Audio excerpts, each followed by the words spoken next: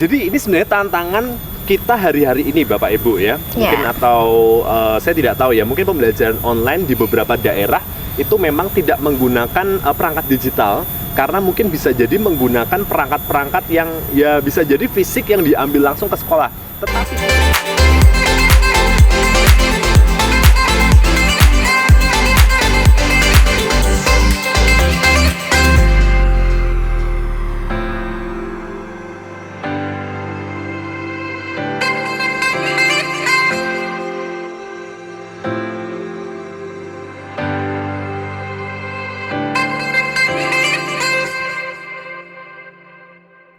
halo teman-teman semuanya, khususnya juga para orang tua yang ada di rumah. Jumpa lagi nih bersama saya Yolanda di acara audiensi Anak Usia Dini Ensiklopedi. Dan saat ini nih saya sedang bersama dengan Pak Moses. Mungkin perkenalan diri dulu Pak.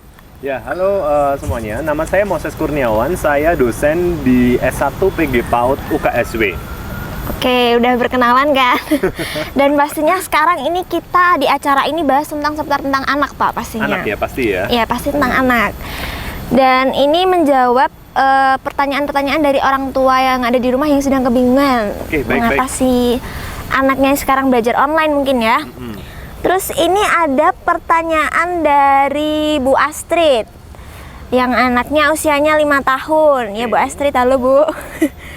Ini pertanyaannya, ide kegiatan apa saja agar kebutuhan perkembangan bahasa anak bisa terpenuhi ketika belajar online? Oke ya, jadi terkait dengan perkembangan bahasa nih ya Bu Astrid ya. Apa sih yang harus dilakukan di rumah untuk bisa meningkatkan kemampuan bahasa ya, khususnya kalau pembelajarannya masih online di rumah. Sebenarnya gini Yola, sebelum kita ngomong tentang bagaimana caranya untuk mengajarkan keterampilan berbahasa atau meningkatkan kemampuan berbahasa, kita harus tahu dulu aspek dari bahasa. Itu paling tidak mungkin orang tua ataupun siapapun yang nanti menonton acara ini, ada 4 komponen di dalam bahasa. Ini umum sekali sih ya. Komponennya adalah kita tahu mendengarkan, berbicara, menulis dan membaca. Itu kan 4 komponen di dalam bahasa yang mana nanti itu akan ditingkatkan di dalam tentunya kegiatan-kegiatan bermain. Nah sekarang kalau misalnya biasanya nih anak-anak belajar di sekolah ya, teks bacaan mungkin ada atau guru mungkin mengajarkan ya. Kalau untuk TK, untuk PAUD mungkin bahasanya lebih ke arah kata atau mungkin suku kata atau bahkan mungkin paling kecil adalah huruf. Seperti itu ya Yola ya. Iya benar banget. Nah tetapi itu sudah tidak ada karena ini sekarang belajarnya di rumah ya. Lalu siapa yang akan mengajarkan? Orang tua. Orang tua pasti yang pusing itu. Orang tua nih. Iya, yang pusing orang tuanya. Itu baru pusing. 1 komponen, membaca dan menulis. Belum berbicara. Nah nanti kalau udah berbicara bingung, aduh mau ngajarin anaknya kosakata ini gimana caranya. Nah sebenarnya ada satu metode ya. Ada satu metode, sebenarnya ini metode yang sebenarnya umum sudah diketahui oleh banyak orang. Bahkan mungkin kalau kita ya refleksi diri kita, sejak kecil kita sudah dikenalkan dengan metode disuguhi ini. Dengan disuguhi hal dengan ini. Metode ini. Namanya adalah storytelling. Wah, nggak asing. Nggak asing, apalagi kalau istilah bahasa Indonesianya mendongeng. Nah, itu sudah sering kali dilakukan ya. Gitu. Emang gimana sih Pak storytelling yang baik gitu? Jadi storytelling ya, kita harus tahu dulu bahwa tujuan dari storytelling ini adalah kita menyajikan namanya story, tentu ya, kisah. Kisah itu disajikan, tetapi ada sesuatu hal yang akan dimasukkan di dalam cerita itu. Apa Misalnya, kita akan fokus dulu ke namanya keterampilan berbahasa, ya. Misalnya saja komponen berbicara, ya. Kalau kita mau mengajarkan kepada anak melalui kisah, ya, anggap aja kisah-kisah yang sering kali didengar anak, atau bahkan kalau orang tuanya ini cenderung bisa sedikit bukan mengarang ya istilahnya ya, tapi membuat satu cerita yang menarik dari kehidupan sehari-hari. Gitu. Misalnya ya, anggap aja di rumah seringkali ibu memasak ya kan, lalu ada wortel, ada sayur, jadikan itu cerita. Menceritakan kisah sayuran. Itu bisa. Jadi storytelling itu menggunakan kisah untuk pembelajaran ya. Nah seperti tadi yang saya sampaikan, kalau contohnya mau aspek berbicara nih, lalu ada sayur-sayuran yang nantinya akan dijadikan sebagai satu kisah. Kita bisa mengajarkan anak misalnya saja berkomunikasi. Kalau disapa, nanti sapa balik. Halo, apa kabar adik? Oh baik. Kalau sudah diberi sesuatu harus mengucapkan apa? Terima kasih. Itu kita bisa gunakan alat-alat atau hal-hal yang ada di rumah untuk dikisahkan. Dan itu akan lebih masuk ke dalam dunia anak. Kreatif. Jadi storytelling sekali. itu memang menggunakan apa saja yang bisa dijumpai, dikisahkan, lalu dimasukkan nilai pembelajarannya. Tergantung apa yang mau dimasukkan. Kali ini topiknya adalah bahasa, berarti kita memasukkan aspek bahasa. Seperti itu, Yola. Berarti emang harus kreatif ya para orang tua itu ya, Pak? Benar. Misal lagi motong wortel, terus ada tomat, mungkin mainan pakai tomat, pakai wortel gini, mainan gitu, bisa. Ya. Aduh, seru banget itu. Asalkan memang alurnya itu mudah dipahami. Iya. Gini, ini ada tips lagi nih buat pemirsa sekalian. Wow. Kalau misalnya mau menggunakan storytelling, pastikan bahwa satu, alur ceritanya itu jelas. Kalau bisa alurnya tunggal. Maksudnya alur tunggal. Tidak ada yang nanti ada cerita ini terhubung dengan cerita di tempat lain, terhubung dengan cerita di tempat lain kayak sinetron. Itu susah. Itu susah. Kalau sinetron itu pasti bapak ibu yang suka. Iya, beda lagi. Satu alur cerita, dan alur ceritanya alur cerita yang sederhana. Seperti tadi ya Yula, tadi yang sampaikan ada wortel, ada tomat ya. Bisa aja Wowo dan Toto. Seperti itu misalnya ya. Tinggal kita tambahkan aja aspek pembelajaran apa yang mau disasar. Kalau misalnya aspeknya tuh adalah aspek mendengarkan, boleh kok kita juga gunakan cerita itu. Intinya adalah bagaimana kita bisa mendengar yang baik, mendengarkan sesuatu hal, mendengarkan dengan jelas dan lain sebagainya, itu bisa. Iya, seru sih Pak. Terus biasanya tuh masalah apa sih Pak yang sering muncul pada saat storytelling gitu? Oke, kalau dari yang saya pernah amati di beberapa sekolah ya, karena kan saya pernah observasi ke sekolah-sekolah, saya melihat bagaimana guru itu bercerita, dan saya juga melihat mungkin ada beberapa mahasiswa praktek juga yang mencoba menggunakan bercerita atau metode mendongeng ini, storytelling ini di dalam kelas. Nah, masalahnya adalah satu, kreasi atau kreativitas dari si storyteller. Biasanya kurang apa gimana itu Pak? Kreasinya itu biasanya satu, antara terlalu sederhana atau istilahnya flat-flat aja. Kan ada sebuah iklan keripik yang katanya life is never flat. Kan katanya seperti itu ya. Apa itu? Korban iklan. disensor. Ya, saya tidak nyebut merek. Jangan promo ya Pak ya. Kan hidup itu memang tidak flat kan. Tapi kalau cerita itu flat-flat saja, itu tentunya akan membuat anak bosan. Saya pernah melakukan sebuah penelitian. Penelitian ini memang terkait dengan storytelling juga. Saya pernah melihat dan mencatat durasi kebosanan anak. Jadi anak-anak ketika disuguhkan dengan satu yang namanya kisah atau mungkin cerita-cerita, baris depan itu jauh lebih lama durasi mendengarkannya. Mungkin sekali sesi mendengarkan bisa kisaran 7 menit. Dia bisa aktif mendengar, fokus dan lain sebagainya. Tetapi yang ke belakang, maksudnya yang di baris-baris belakang, durasinya tuh ternyata menurun. Jadi tidak 7 menitan. Bisa jadi mungkin kisaran 5 menit, bahkan 3 menit. Kalau sudah, biasanya gini, fokus mendengarkan berapa menit, lalu mulai pegang rambut misalnya ya. Kalau udah pegang rambut, tatapan masih fokus ini. Lalu mulai lihat sini. Mulai bosan ini. Main kepang-kepang langsungan. Nah, sudah, putus, selesai. Nah, kalau misalnya tidak kreatif atau istilahnya tidak menarik itu ceritanya, bisa jadi tidak sampai 7 menit, bahkan mungkin 1 menit 2 menit anak-anak sudah kehilangan fokus. Nah, itu salah satu tantangannya Yula. Yang kedua, selain kreasi dari si storyteller, juga yang kedua adalah bagaimana storyteller itu bisa membangun suasana. Gitu. Gimana itu? Coba ya, ini Yola dan pemirsa mungkin bisa membandingkan. Contoh saja.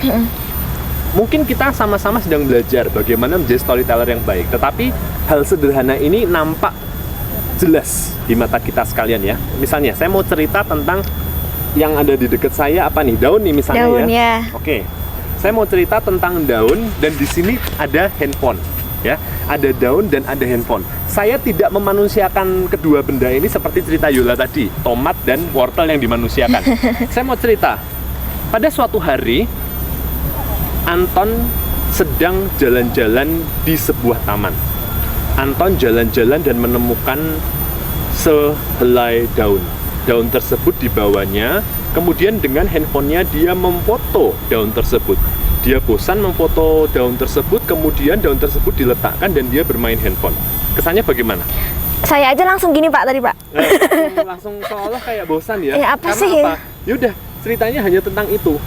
Tetapi cerita yang sama, Anton sedang bermain daun di taman akan lebih heboh ketika ada ekspresi atau dihidupkan, make it alive. Contohnya, pada suatu hari ada seorang anak yang namanya Anton. Punya enggak saudara namanya Anton?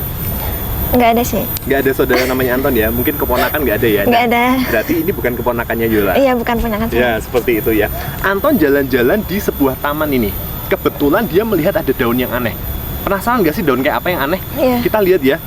Oh, ternyata daunnya warnanya coklat. Bukankah daun coklat itu banyak di mana-mana ya? Tapi apa yang aneh? Yang aneh adalah dia melihat ada pola yang aneh di daun itu. Ada sesuatu yang menempel di daun itu. Tahu nggak Yola? Apa? Apa itu? Yang menempel itu adalah ulat. Wah, Ulat itu yang seperti apa? Yang gini nih loh, ya. Yang begini nih loh. Saya malu kalau gitu ya.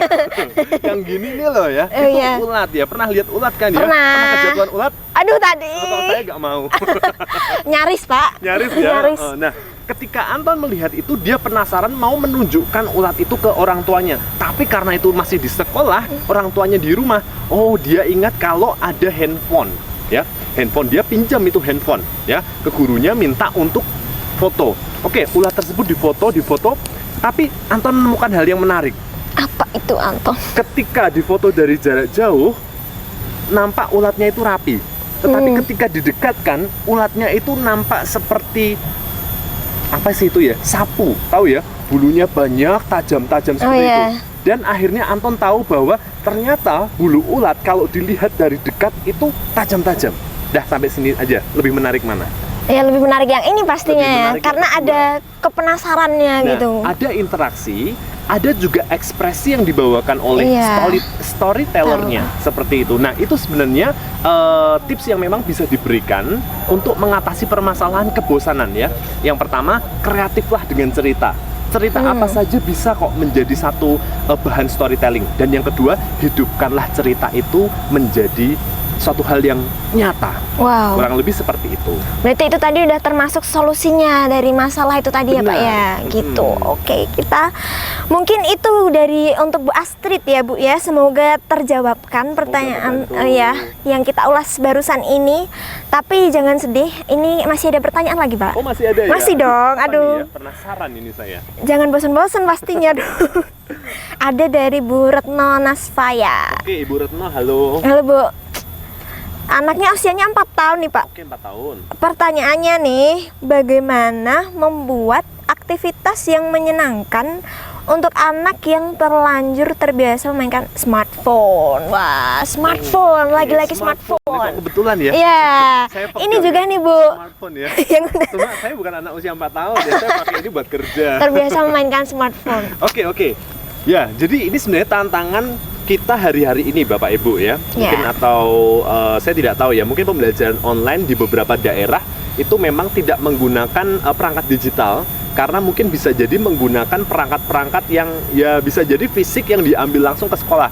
Tetapi tidak sedikit juga yang memang menggunakan perangkat-perangkat digital. Seperti itu ya. Nah, untuk perangkat digital yang memang digunakan sementara anak itu sudah seolah-olah ya terbiasa menggunakan gadget, atau mungkin saya bisa katakan candu menggunakan gadget ya. Nah, ada pertanyaan dulu sebelum kita langsung memberikan yang namanya justifikasi atau istilahnya menilai anak itu. 1. Apa konten yang dilihat anak di smartphone itu? Ya, kalau misalnya konten yang dilihat di smartphone itu adalah konten-konten pembelajaran, mengapa tidak anak terbiasa menggunakan smartphone atau gadget untuk belajar? Hari-hari ini itu yang memang sedang dibangun, yakni menggunakan gadget untuk pembelajaran. Catatannya pembelajaran. Tetapi jika anak candu menggunakan handphone hanya untuk games, permainan, atau mungkin lihat-lihat gambar dan lain sebagainya, video-video yang dalam artian itu tidak memberikan nilai-nilai pembelajaran, ini yang perlu menjadi catatan. Seperti itu ya.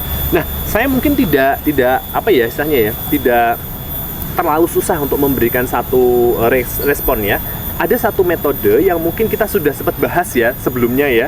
Metode mendongeng atau metode storytelling. Masih seputar mendongeng nih Pak? Masih seputar mendongeng. Wow. Jadi mendongeng itu kan bisa dilakukan siapa saja, kapan saja, dengan media apa saja.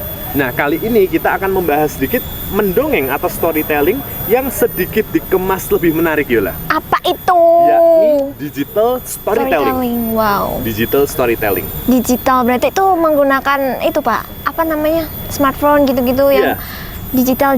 Mengintegrasikan atau gabungin lah istilahnya ya, gabungin teknologi dengan metode atau cara yakni mendongeng. Kalau biasanya misalnya mendongeng kan biasanya kita pakai aspek fisik nih, misalnya tadi saya kasih contoh nih, daun. Kita pakai daun yang memang benar-benar fisik lalu kita gunakan untuk mendongeng. Atau bahkan ada yang versi lebih klasik lagi yakni menggunakan buku cerita ya. Entah itu buku kecil bergambar yang nanti dilihat bersama-sama dengan anaknya, atau mungkin big book ya, buku besar yang nanti diarahkan ke anak melihat dari depan lalu kita bercerita. Ya, tetapi kali ini karena memang kita mau istilahnya apa ya, bukan memanipulasi nih Bapak Ibu, tetapi mau mengarahkan supaya penggunaan smartphone anak-anak itu tepat guna, kita akan gunakan smartphone ini sebagai media untuk kita storytelling. Wow, menarik. Ya, itu sebenarnya bukan hal yang susah sebenarnya Bapak Ibu, tetapi perlu dibiasakan. Nah, salah satu caranya adalah mengganti segala sesuatu yang menjadi audiovisualnya atau mungkin objek pendukung cerita dengan smartphone-nya. Contoh, kita menggunakan satu video aja. Mungkin video yang tidak bersuara, tidak apa-apa. Atau mungkin video hewan-hewan dan lain sebagainya. Misalnya sedang mau mengajarkan tentang gajah, ya kan? Sedang mau mengajarkan tentang gajah dan kosakata yang kaitannya dengan kehidupan binatang. Ya, nama binatang, mungkin warnanya, atau mungkin makanannya, habitatnya. Bisa seperti itu, atau mungkin lebih ke arah mengenalkan ekspresi-ekspresi ketika melihat hewan yang misalnya gajah besar, ekspresinya apa? Wow, dan lain sebagainya. Itu kan aspek bahasa tuh ya, salah satunya ya. Atau suaranya, atau mau mengenalkan aspek alamnya. Oh, ternyata habitatnya di mana. Nah, gunakanlah smartphone ini sebagai media tayangnya. Jadi nanti misalnya ya mengajak anak itu, adik misalnya ya, adik, mama mau cerita nih, misalnya kalau ini mamahnya, kalau papa ya, Dedi mau cerita nih, ya tergantung situasi gitu ya. Dedi mau cerita nih, udah pernah belum ngelihat gajah gitu? Belum pernah Dedi, misalnya seperti itu. Dedi mau cerita, mau nggak gitu? Oh iya mau. Nah, pinjem handphonenya dulu. Nah, dibukalah referensi-referensi atau video-video tentang gajah. Ditonton bersama-sama sembari dedinya cerita, sembari maminya cerita. Apa yang mau dimasukkan ke dalam cerita itu, nilai-nilai apa, silahkan diatur seperti itu. Orang tua mau memasukkan apa. Kalau sekolah memberi tema, lalu yang perlu dikenalkan adalah jenis hewan, nama hewan, makanan, habitat dan lain sebagainya misalnya, atau bentuk fisiknya, deskripsinya. Gunakan itu di dalam cerita yang menggunakan smartphone sebagai media tayangnya. Nah, itu sebenarnya kita bisa arahkan sedikit-sedikit, tidak instan. Tidak yang sekali anak langsung mau. Bisa jadi anak menolak dan bosan. Tapi kita harus coba. Selama anak mendapatkan suatu hal yang menarik dengan smartphone-nya, orang tua bisa masuk dengan pembelajaran. Contohnya dengan digital storytelling itu tadi, membiasakan anak untuk bisa mendengarkan cerita dari gadgetnya sendiri.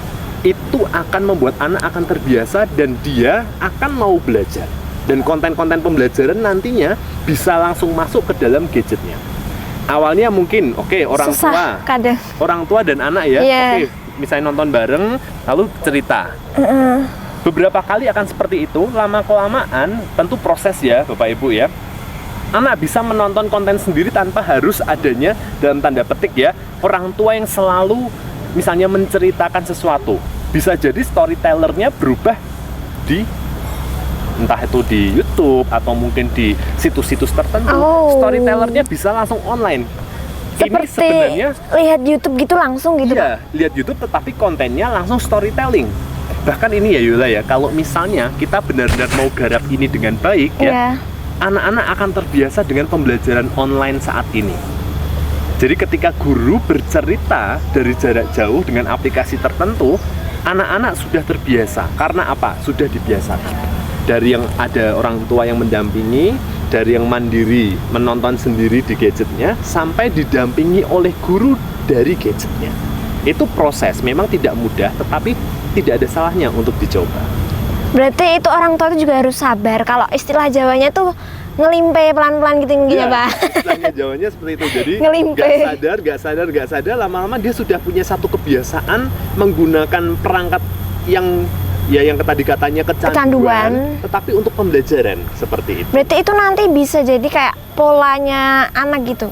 Pola baru yang terbangun secara alami. Gitu. Karena itu digital storytelling itu penting sekali, ya. Berarti orang tua itu baiknya emang harus mengkontrol atau menjadwalkan gitu ya? Gimana baiknya pegang HP jam berapa gitu-gitunya, Pak? Saya rasa untuk penjadwalan itu memang tetap perlu. Jadi memang tidak dalam artian dibebaskan, ya. Saya punya pengalaman ini, Yola. Gimana ini itu, Pak? Kakak saya. Jadi saya punya 2 orang kakak sepupu. Kebetulan ini anaknya tante saya seperti itu ya. 2 orang kakak sepupu. Keduanya punya pola pemberian waktu bermain handphone yang berbeda drastis dengan hasil itu? Yang berbeda. Wah, nah, gimana itu Pak? Tips juga ya, ini. Pola yang pertama, saya tidak sebut nama ya, anggap aja kakak saya A dan B. A dan B. Itu ya, A dan B. Si A itu punya anak, usianya selisihnya tidak tahu jauh, selisihnya mungkin 1 tahun aja, gitu ya. Kalau misalnya anaknya yang A itu 4 tahun, yang B itu 5 tahun, misalnya seperti itu ya. Kakak saya yang A ini itu mengaturkan jam untuk bermain handphone. Dalam artian seperti ini, mau makan, oke, nggak masalah, silahkan makan dulu, lalu main handphone, gitu ya. Makan, lalu bermain handphone. Lalu kalau misalnya mau mandi sore, oke, nggak masalah, mandi sore, lalu bermain handphone, dan dibatasi ada jamnya. Saya lupa sih jamnya berapa lama, 60 menit atau mungkin 30 menit, saya lupa. Itu ada batasannya, tetapi dipaskan dengan momen-momen tertentu ketika anak beraktivitas, gitu. Misalnya anak-anak mau mandi nih, oke, nggak apa-apa, mandi lalu bisa main handphone misalnya kisaran 30 menit. Makan lalu bisa main handphone mungkin kisaran 30 menit atau 60 menit, saya tidak tahu itu ya. Itu yang pertama seperti itu. Pola kakak saya yang B itu berbeda. Dia diberikan handphone kapanpun dia meminta. Wow. Anaknya mau minta handphone, ya udah dikasih. Tetapi dalam jangka waktu yang tidak teratur, handphone itu sering kali diambil lagi. Ini kita lihat kondisi umumnya dulu ya. Handphone dikasih, lalu handphone diambil sendiri. Kadang mungkin 15 menit aja udah langsung diambil. Kadang didiamkan, bisa 1 jam main handphone gitu.